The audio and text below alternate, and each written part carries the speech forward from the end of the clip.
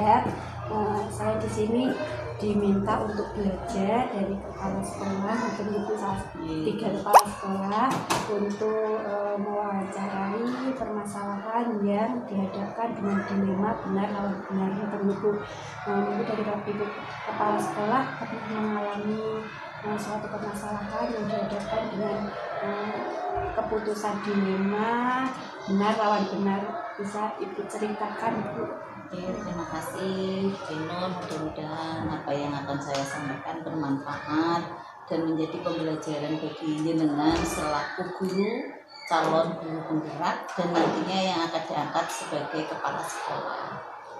Di sini saya mengalami ada beberapa hal, tetapi yang sangat urgent itu berkaitan dengan tenaga pendidikan. Dengan adanya peraturan pemerintah yang tertulis waktu itu tahun 2018 yang tidak boleh mengangkat wiyata bakti di sekolah, itu menjadi dilema bagi semua kepala sekolah yang membutuhkan guru, di mana sekolah tersebut membutuhkan guru tapi dari wiyata bakti selama tidak ada pengangkatan, sedangkan peraturan pemerintah itu tidak mengizinkan adanya mengangkat wiyata bakti. Tapi karena membutuhkan, kepala sekolah harus mengambil keputusan yang bijaksana, yang mengetahui butuh atau tidaknya sekolah itu terhadap wiyata bakti atau guru adalah pihak sekolah. Pemerintah itu mengeluarkan aturan, tetapi yang mengetahui kondisi sekolah itu sendiri adalah pihak sekolah. Seperti kita misalnya di sini kekurangan guru. Karena kekurangan guru, murid harus selalu ada yang mengajar. Bisa kepala sekolah masuk menjadi guru, tetapi tidak selamanya kepala sekolah itu bisa memegang kelas tersebut. Bisa guru agama masuk, tapi guru agama harus mengajar di kelas lain, sehingga kepala sekolah harus mengambil kebijaksanaan. Pendidikan harus berjalan, tidak merugikan sana sini, yaitu dengan cara mengangkat wiyata bakti lewat komite, bekerja sama dengan komite. Kemudian nanti pembiayaan dan segala macam itu adalah honor dari komite, bukan dari sekolah. Itu solusinya. Jadi berjalan, sekolah ada guru yang mengajar, sementara di sini peraturan pemerintah kita tidak menyatakan itu. Biarpun tidak diizinkan kalau kita tidak cari solusinya, ya kita tidak akan ketemu permasalahan. Itu satu. Terus kemarin misalnya ada lagi dengan adanya P3K, sementara di sini ada guru dan guru itu akan tergusur oleh P3K misalnya. Guru ini ada guru agama di sini, tetapi di sini ada lowongan 1 guru agama lewat P3K, dan kebetulan berlomba-lomba dari masing-masing guru agama itu berlomba-lomba untuk mengikuti ujian. Nah, yang berhak masuk atau menempati posisi itu adalah yang lulus ujian dengan passing grade tertentu. Nah, kebetulan yang di sini kemarin passing grade-nya belum memenuhi, sehingga ada guru dari sekolah lain yang memenuhi, maka guru yang di sini harus tergeser. Bagaimana solusinya?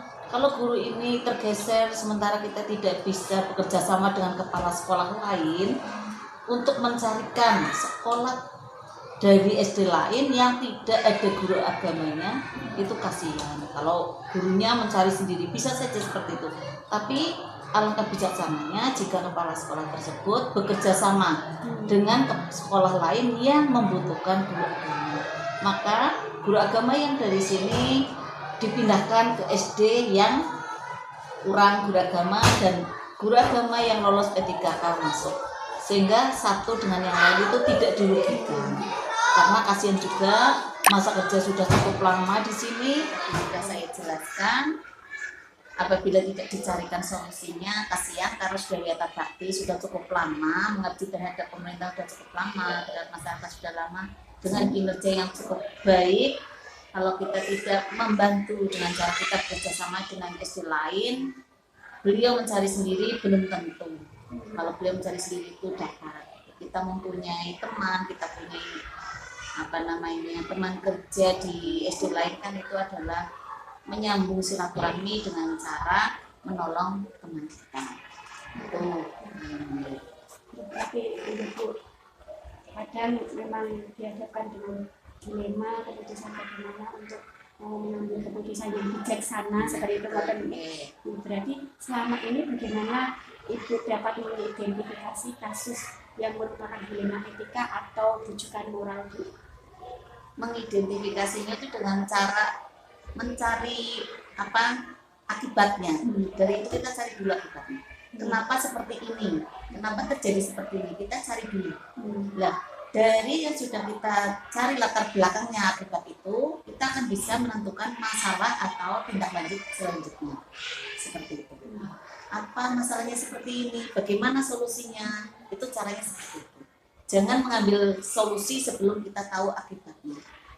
Tidak tahu latar belakangnya. Cari latar belakangnya dulu. Solusinya apa? Ambil solusi. Nanti kalau solusi yang A, akibatnya apa? Solusi yang B, akibatnya B. Itu harus bersinergi antara semuanya. Terus bagaimana Ibu menjalankan pengambilan keputusan di sekolahan Ibu, terutama untuk kasus-kasus di mana ada dua kepentingan yang sangat benar, Bu? Gini Bu ya, kalau kita mengambil keputusan itu tidak memihak salah satu. Dua-duanya benar. Tapi mana yang paling benar? Itu pasti ada. Benar-benar, tapi ini mana yang paling urgen? Gitu. Yang urgen itu dulu yang kita selesaikan. Yang paling vital ya, yang paling vital itu yang kita selesaikan dulu. Kalau ini sudah, baru yang satunya. Langkah-langkah atau prosedur seperti apa yang Ibu lakukan biasanya untuk mengambil keputusan tersebut? Prosedurnya kita membuat kerangka dulu kita buat apa-apa saja yang kita butuhkan, apa-apa saja latar belakangnya. Setelah itu kita bekerja sama dengan teman guru. Di sini kita berkolaborasi dengan teman guru, kita menggali masukan-masukan dari guru. Setelah kita cari menggali dari guru, setelah itu kita baru mengambil keputusan. Jadi bukan keputusan yang otoriter oleh kepala sekolah. Berarti harus kolaborasi dengan yang lain, diskusikan dari temannya. Kemudian hal apa saja yang selama ini Ibu anggap efektif dalam pengambilan keputusan pada kasus dilema etika, Bu? Ya, positifnya, efektifnya begini. Cepat teratasi, cepat tertangani, dan solusinya tidak merugikan sana sini. Biasanya jenengan kalau misalnya ada permasalahan atau Ibu, kalau misalnya ada permasalahan yang tentu jenengan langsung seketika itu mencari solusinya atau jenengan terjadwalkan dulu Bu biasanya? Kita melihat permasalahannya dulu. Permasalahannya bagaimana, masalahnya apa, bisa kalau misalnya itu harus segera diselesaikan, maka segera lakukan penyelesaian. Tapi kalau misalnya masalahnya apa, itu bisa besok ada masalah yang lain lebih penting, maka yang lebih penting tidak dijadwalkan karena semua masalah harus segera diselesaikan. Adakah seseorang atau faktor-faktor apa yang selama ini mempermudah atau membantu Ibu dalam pengambilan keputusan dalam kasus-kasus dilema etika, Bu? Nah, itu faktor yang penting itu kolaborasi. Kolaborasi dengan teman itu sangat penting. Karena apa? Mungkin masalah si A itu tidak terbuka dengan saya selaku kepala sekolah karena segan ataupun bagaimana. Tapi si A ini bisa curhat dengan teman, bisa menceritakan dengan teman. Itulah kolaborasi yang sangat penting bagi kita untuk menyelesaikan kasus-kasus. Dari semua hal yang telah disampaikan, pembelajaran apa yang dapat Ibu petik dari pengalaman pengambilan keputusan dilema etika? Yang penting itu kerjasama, kolaborasi itu akan mewujudkan satu keputusan yang bijaksana. Luar biasa, Bu. Sudah banyak belajar Ibu. Terima kasih atas waktu yang diberikan Ibu. Mudah-mudahan bisa menjadikan pembelajaran buat saya pribadi, kemudian bisa menjadikan saya bijak untuk mengambil keputusan apapun. Belajar dewasa, belajar menjadi ibu, belajar menjadi guru itu lebih penting daripada belajar menjadi seorang pemimpin di dalam kepemimpinan di sebuah lembaga. Biasa ibu lebih penting daripada pemimpin. Terima kasih. Assalamualaikum warahmatullahi wabarakatuh. Waalaikumsalam warahmatullahi wabarakatuh.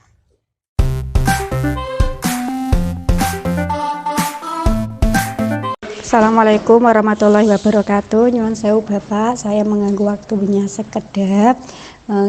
Pripun kabare nggih Pak? Waalaikumsalam warahmatullahi wabarakatuh.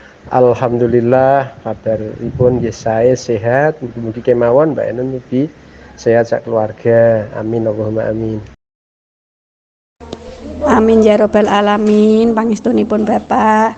Nyuwun sewu Bapak, saya mendapatkan tugas untuk belajar dari beberapa kepala sekolah terkait praktek pengambilan keputusan. Saya izin mengajukan beberapa pertanyaan kepada jenengan selama menjadi kepala sekolah, ngoten nggih Pak? Ya monggo. Nggih alhamdulillah. Ya mudah-mudahan nanti sebisa saya bisa membantu untuk memberikan apa yang sesuai yang jenengan inginkan. Terima kasih. Nggih Bapak, selama menjadi kepala sekolah, Bapak pernah mengalami masalah mboten nggih yang menimbulkan dilema dalam penyelesaiannya. Boleh mboten Bapak untuk sedikit cerita kepada saya terkait permasalahannya dan bagaimana penyelesaiannya? Iya, selama saya menjadi kepala sekolah itu memang ada pernah beberapa kasus yang termasuk diantaranya juga kasus yang tergolong dilema etika. Kasusnya adalah seperti ini. Pada waktu itu ada aturan bahwa GTT yang tidak mendapatkan kelas agar disuruh mencari sekolah yang ada kelas kosong. Nah, sementara di SDN Bakung 2 waktu itu ada GTT non K2 yang tidak mendapatkan kelas dan sudah lama wiyata. Mengapa? Karena kelasnya itu ditempati oleh GTT K2 yang harus memegang kelas. Hal ini menimbulkan dilema bagi saya selaku kepala sekolah. Untuk solusi yang saya lakukan adalah ketika ada pertemuan di forum kepala sekolah di kecamatan, itu memang sempat terjadi perdebatan. Kemudian saya juga memberikan argumentasi bahwa teman-teman kita yang sudah wiyata itu sebenarnya tidak serta-merta harus disisihkan hanya karena seperti itu. Kemudian harusnya bagaimana kebijakan dari kepala sekolah untuk bisa tetap berada di sekolah itu dan diberi tugas lain walaupun sebenarnya memang harus memegang kelas. Tapi karena memang masih ada peluang untuk diberi tugas yang lain, maka ya saya setengah ngotot untuk harus bisa begitu. Nah, kemudian dari kecamatan itu sebenarnya berpegang teguh dan saklek bahwa aturannya harus begitu. Tapi kami akhirnya tetap pada prinsip saya dengan solusi yang pertama adalah saya mengecek Dapodik apakah bermasalah atau tidak jika GTT tersebut tetap di sekolah saya. Setelah saya cek, karena Dapodik tidak bermasalah, maka GTT tersebut tetap saya beri tugas dan tetap di sekolah saya untuk mengajar PJOK. Karena apa? Karena di SD Bakung 2 tidak punya guru PJOK. Kemudian yang selanjutnya, saya tidak memindahkan GTT tersebut dan masih tetap saya jadikan GTT di SD Bakung 2 dan alhamdulillah sampai sekarang malah dia menjadi guru P3K di SD Bakung 2. Itu sementara yang saya lakukan terkait dengan kasus tersebut. Wah, sangat bijak sekali Pak. Terus bagaimana Bapak dapat mengidentifikasi kasus-kasus yang merupakan dilema etika atau bujukan moral Pak? Iya, memang lumayan sulit lah untuk terkait dengan kasus seperti itu. Jadi ya saya lakukan tetap saya menganalisa dari setiap kasus apakah itu memang harus masuk dalam kasus yang tergolong dilema etika atau tidak, sehingga saya bisa mengambil kebijakan solusi yang terbaik lah katakan itu. Karena memang kalau sudah masuk ke dalam kasus dilema etika, itu adalah kita sedang diuji antara peraturan yang sifatnya kedinasan dengan rasa kemanusiaan kita. Karena bagaimanapun kita adalah manusia yang punya perasaan, walaupun kita juga harus taat pada aturan kedinasan yang kita harus terima itu. Wah, berarti memang harus butuh kehati-hatian gitu Pak untuk bisa memutuskan keputusan yang bijak ngoten nggih. Terus bagaimana Bapak menjalankan pengambilan keputusan di sekolah Bapak, terutama untuk kasus-kasus di mana ada dua kepentingan yang sama-sama benar dan sama-sama mengandung nilai-nilai kebajikan. Iya, cara saya begini, saya analisa kasus itu, haruskah kasus itu dibuka dalam satu forum atau katakanlah mungkin rapat sekolah dengan rekan-rekan guru untuk bisa membantu saya untuk mengambil satu pijakan, ataukah memang tidak perlu yang harus saya putuskan sendiri, itu memang saya lakukan. Kalau memang itu butuh harus dimusyawarahkan, ya tetap itu saya angkat dalam forum pertemuan dengan Dewan Guru. Kemudian saya minta pendapat dari rekan-rekan, kemudian nanti dari pendapat itu akan saya analisa, kemudian saya ambil katakanlah keputusan yang terbaik terkait dengan masukan-masukan dari teman-teman itu. Tapi jika memang itu tidak perlu harus dimusyawarahkan dan memang mengharuskan saya harus segera ambil keputusan, ya langsung saya ambil keputusan sendiri dengan penuh pertimbangan, sehingga apa yang saya putuskan nanti tidak akan merugikan dari pihak manapun lah. Itu yang saya lakukan. Berarti memang butuh kolaborasi atau kerjasama dengan mungkin guru atau rekan sejawat untuk bisa mengambil keputusan yang tepat dan bijaksana ngoten nggih Pak. Kemudian langkah-langkah atau prosedur seperti apa yang biasa Bapak lakukan selama ini Pak? Oke, ya, ini untuk prosedur atau langkah yang saya tempuh selama ini adalah yang pertama tentu identifikasi kasus. Kasusnya itu kasus apa, misalnya gitu.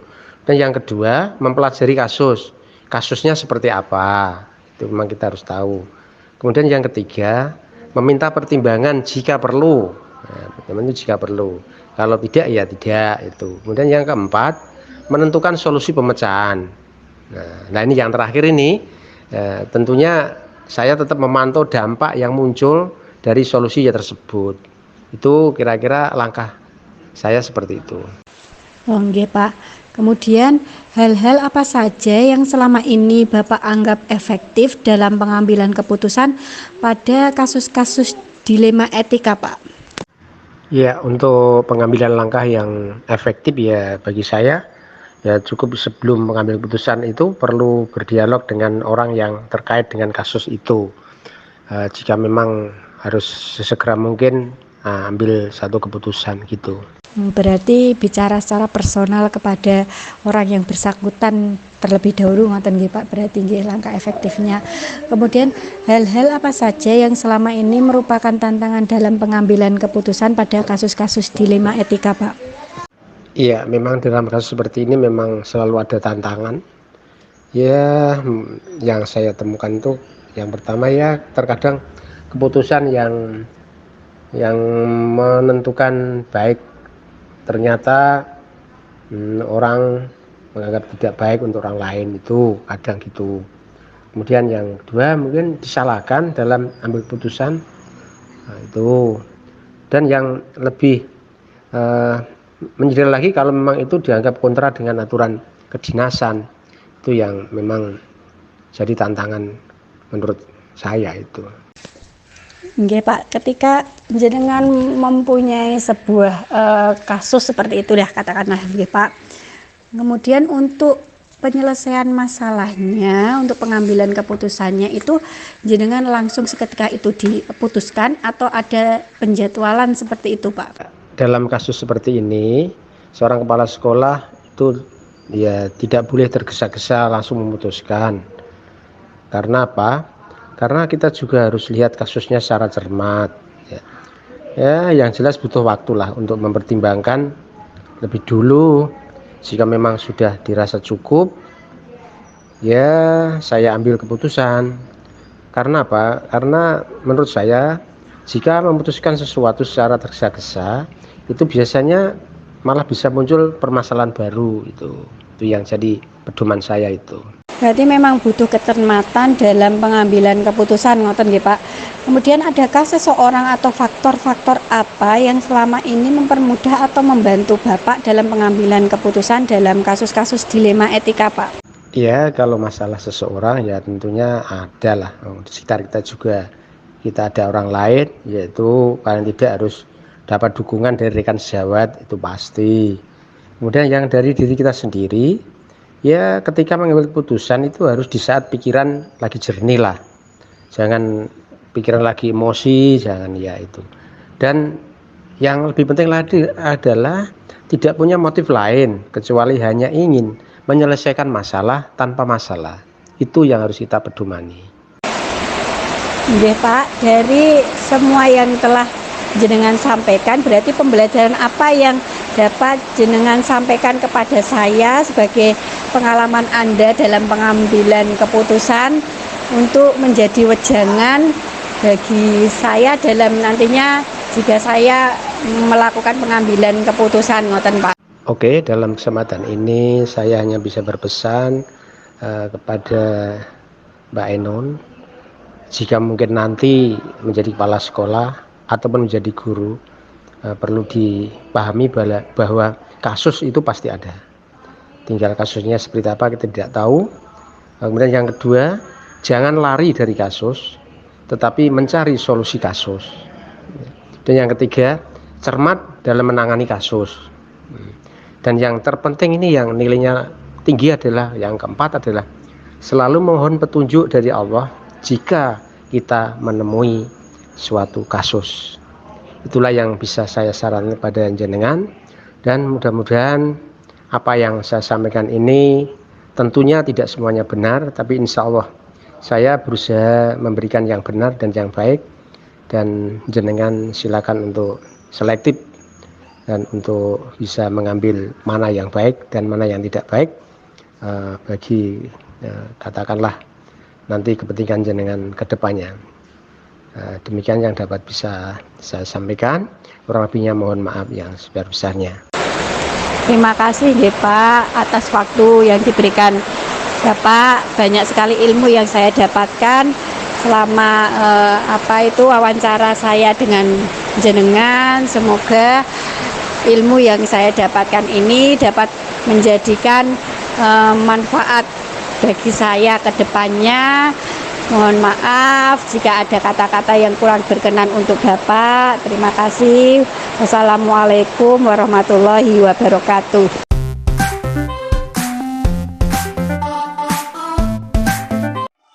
Assalamualaikum warahmatullahi wabarakatuh. Nama saya Ainun Mufihat, CGT Angkatan 6 dari SDN 1 Brakas, Kecamatan Karanganyar, Kabupaten Purbalingga. Saya mengganggu waktu Bapak sekedar. Saya di sini diminta untuk belajar dari beberapa kepala sekolah untuk Pak wawancara pengambilan keputusan yang berbasis kebijakan universal. Pak, untuk yang pertama mungkin merupakan misalnya saya mengajukan pertanyaan sekedar untuk selama Bapak jadi kepala sekolah, mungkin ada beberapa kasus yang pernah Bapak alami yang menjadi dilema etika untuk keputusannya Bapak. Misalnya Bapak bisa bercerita kepada saya permasalahan beserta penyelesaiannya Bapak.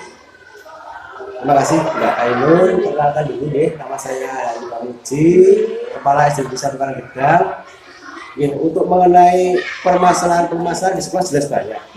Biasanya memang ada beberapa masalah yang menurut saya harus segera diselesaikan. Yang terbaru ini Mbak, jadi kita memang membutuhkan seorang guru, kita membutuhkan tenaga pendidikan. Sementara dari dinas itu belum memperbolehkan, belum mengizinkan kami untuk merekrut, tidak diperbolehkan merekrut tenaga pendidikan. Nah, itu merupakan sebuah dilematika buat sekolahan, karena di satu sisi kita membutuhkan sebuah proses pembelajaran yang lancar, yang melibatkan guru, tapi karena kekurangan tentu saja itu sangat mengganggu. Maka dari itu kami mengambil keputusan kemarin bahwasanya harus merekrut seorang guru dengan status wiyata bakti. Tentu saja itu bukan serta-merta saya memutuskan itu diterima dan sebagainya, tetapi sudah berkonsultasi dengan beberapa pihak, terutama komite sekolah. Karena bagaimana komite sekolah itu yang bisa saling memberi masukan. Maka dari itu kemarin saya dengan kondisi sekolah seperti itu, adanya wiyata bakti yang melamar, maka saya konsultasi dengan komite, kemudian kami diskusi. Ada beberapa masukan sebenarnya dari beberapa guru. Memang solusi yang pertama adalah ya kita tunggu saja, ada tunggu dengan mutasi dan sebagainya. Tetapi itu kemarin ada sempat juga kalau menunggu mutasi tetap ada jeda, artinya ada kekosongan di situ. Maka komite kemarin memberikan masukan, ya udah kita terima saja. Nah, kemudian saya berkonsultasi dengan Korwil selaku pembina wilayah, akhirnya di ACC, sehingga kami bisa mengatasi itu. Kekurangan guru itu bisa kami atasi dengan datangnya guru wiyata bakti, begitu Pak. Meskipun masih berstatus SK komite. Berarti dilema etikanya itu ya Pak, dari dinas yang belum memperbolehkan mengambil wiyata dengan kebutuhan yang mendesak dari sekolahan untuk segera adanya guru kelas seperti itu ya, yang gurunya sudah yang purna yes. Nah, kalau seperti itu selama ini bagaimana Bapak dapat mengidentifikasi kasus-kasus yang merupakan dilema etika atau bujukan moral Pak? Ya, karena memang sebenarnya tidak perlu diidentifikasi pun sebenarnya sudah terlihat dari Bapak, karena memang kita di sekolah yang dibutuhkan adalah pelayanan pada siswa. Ketika pelayanan siswa kita kurang, masalahnya apa? Di situ kan jelas kekurangan guru. Maka ya mau tidak mau kita harus mengambil sebuah keputusan seperti itu. Terus ketika Bapak menjalankan pengambilan keputusan di sekolah Bapak, terutama untuk kasus-kasus di mana yang kepentingannya itu sama-sama benar, bagaimana Bapak menjalankan keputusan tersebut Pak? Ya, tentu saja kalau misalnya sebuah keputusan kan, kalau meskipun saya mempunyai sebuah saya pengambil kebijakan, namun saya tidak serta-merta mengambil keputusan berdasarkan apa yang menjadi keinginan saya. Tentu saja harus berkoordinasi dengan berbagai pihak supaya tidak ada permasalahan berikutnya seperti itu. Kalau misalnya contohnya tadi saya harus konsultasi dengan beberapa pihak.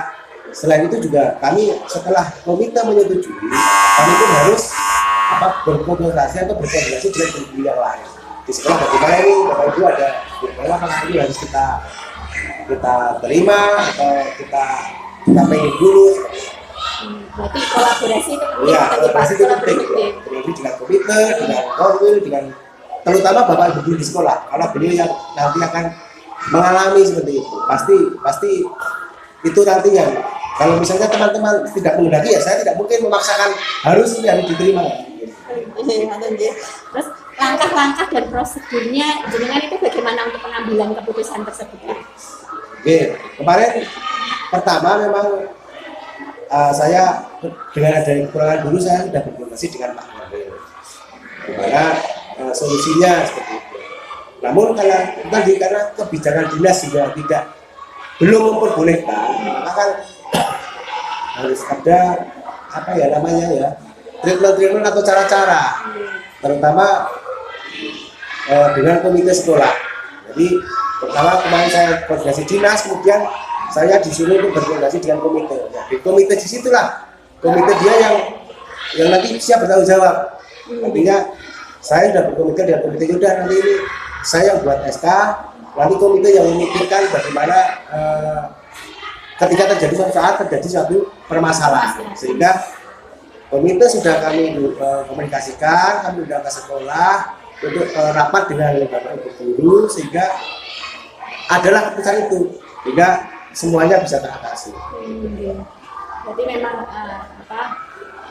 langkahnya ya memang harus diskusi ya Pak, Ya, diskusi dengan diskusi. komite mungkin semuanya untuk mengambil satu keputusan gitu ya. Betul. Hal-hal apa saja yang selama ini Bapak anggap efektif dalam pengambilan keputusan dalam kasus-kasus dilema etika Pak? Yang paling efektif kan juga dengan perlunya kolaborasi, perlunya koordinasi dengan berbagai pihak, itu yang sangat perlu gitu, terutama dengan Bapak Ibu guru.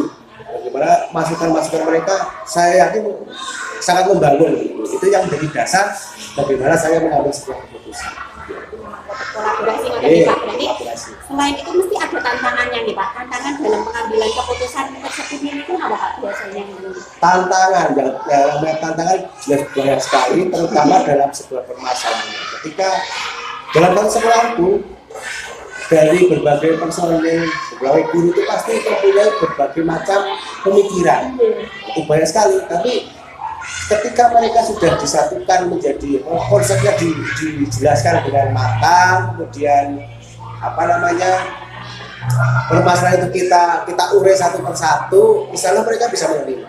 Intinya ya dengan diskusi, dengan dicari jalan yang terbaik gitu, antara personil sekolah, tentu saja dengan melibatkan komite sekolah sebagai mitra kita.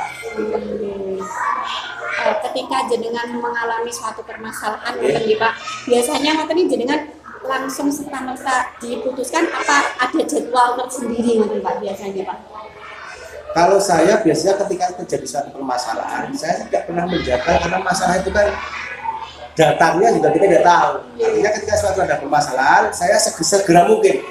Jadi segera mungkin bagaimana permasalahan itu diselesaikan. Jadi tidak harus nanti misalnya tidak terjadwal aja. Kalau masalah itu timbul, saya segera mungkin untuk mengatasi. Karena semakin masalah itu ditunda-tunda, itu pasti akan dampaknya lebih banyak.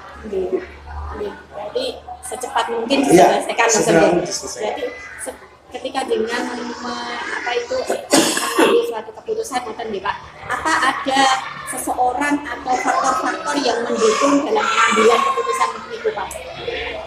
Ya, faktor-faktor yang dulu yang pertama adalah Bapak Ibu guru. Bapak Ibu guru di sini kalau kita ada suatu permasalahan pasti banyak sekali masukan, banyak sekali itu. Nah, kemudian komite setiap permasalahan pun kami berusaha untuk berkomunikasi dengan komite. Karena komite itulah mitra kita yang langsung bersinggungan dengan wali murid. Sehingga itulah nanti saya tetap koordinasi dengan mereka. Tidak bisa serta-merta saya langsung memutuskan, itu tidak mungkin. Karena kebijakan saya itu merupakan kebijakan bersama juga antara koordinasi dengan sekolah, dengan guru, dengan komite dan sebagainya. Dari diskusi kita di Pak, wawancara saya dengan jenengan kesimpulannya nopo Pak, terus apa jangan yang bisa jenengan sampaikan kepada saya untuk pembelajaran bagi saya Pak? Jadi setiap permasalahan itu pasti ada di semua sekolah, itu pasti ada. Nah, kita sebagai kepala sekolah tentunya tidak ingin masalah itu berkepanjangan, harus segera diatasi. Maka dari itu berkolaborasi dengan Bapak Ibu guru, kemudian komite, kemudian korwil dan dinas, itu merupakan hal yang mutlak dan wajib menurut saya. Tidak bisa kita memutuskan segala sesuatu tanpa melibatkan mereka. Artinya semua keputusan yang kita ambil tentu saja dengan masukan dari Bapak Ibu guru, dengan komite, kolaborasi dengan mereka yang menjadikan saya yakin keputusan ketika sudah dikomunikasikan itu akan mendapatkan solusi yang terbaik. Demikian. Mohon ya Pak, nyumpah saya sudah mengganggu waktunya Bapak. Mudah-mudahan apa yang kita diskusikan hari ini bisa menjadikan pembelajaran terutama bagi saya pribadi Pak. Terima kasih Pak. Assalamualaikum warahmatullahi wabarakatuh.